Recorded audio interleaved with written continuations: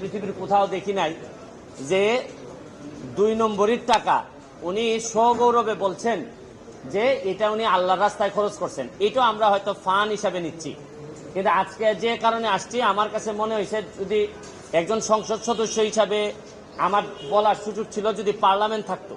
Parliament যেহেতু নাই, এটা আমার বলার সুযোগ আপাতত আমি পার্লামেন্টে পাচ্ছি না। পার্লামেন্ট যখন হবে তখন হয়তো আমি এটা বলতে পারবো। এখন আমি একজন ব্যারিস্টার হিসাবে আমার বিভিন্ন আইনগত ব্যবস্থা নেওয়ার সুযোগ আমার আছে।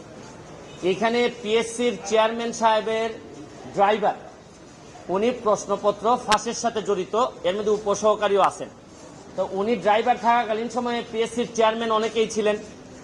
তো এখন প্রশ্ন হচ্ছে কি যে পিএসসির চেয়ারম্যানরা যারা যারা ছিলেন তারা এই দায় এড়াইতে পারেন কিনা, তারা এটার সাথে যুক্ত ছিলেন কিনা। এখন আমার ড্রাইভার আমার যদি ব্যবসাপাতি করে অথবা